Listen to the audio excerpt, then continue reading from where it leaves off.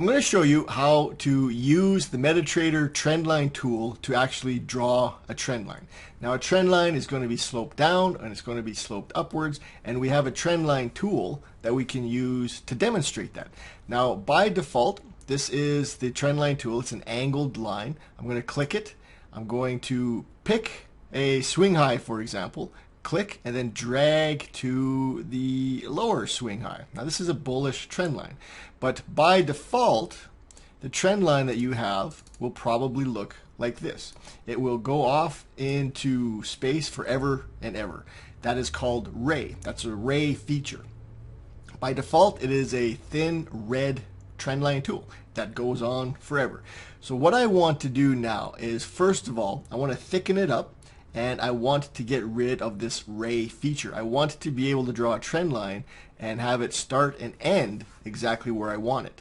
So I'm going to double click on the trend line. That will select it, and you can see we have some nodes or handles that appear. And I'm going to right click on the trend line and choose trend line properties. Now from there, under the parameters tab, generally it'll start with the commons tab, we can change the color and we can change the thickness. We can also change whether or not it's a solid line, dashed, or dots. Now this only works on the thinnest setting. Once you thicken up that setting, this turns gray and you can't do it. The thinnest setting will give you the option to change the line style. So I'm going to thicken this up to number 2. And now I'm going to go to the parameters tab, and I'm going to uncheck the ray box. Now what it's doing as it shoots out forever and ever to the right, that's the ray feature. I can turn that off by unchecking it and then clicking OK. And now I have a thicker line that is starting and ending exactly where I started and ended it. So this is how you draw a trend line. Click the trend line tool, click to start, and let go of the mouse to end. Now if I want to adjust this trend line, I'm going to double click on it, and again you can see the handles appear. If I grab one of the handles on either side, it will pivot on the opposite side. So it pivots on that opposite side handle. Do the other one.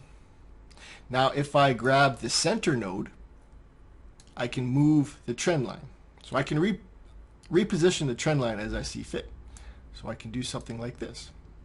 Now that I've got it placed where I want, I'll lock it in place by double clicking on the trend line, and the handles or the nodes disappear. Now I can't do anything with that trend line. In order to change the color, delete it, change the position, anything like that, the thickness, I want to double click on it, then right click on it, choose trendline properties, and then under the commons tab I can change the color, I can change the thickness. And then once that's done, change it to green for example, I will double click, deselects it, and now it's locked in place. Now every time I draw a trend line now, it is going to mimic this property. And that is how you draw a trend line. Take the trend line tool, click and drag where you want it. If you don't want the ray feature, turn it off and you're good to go.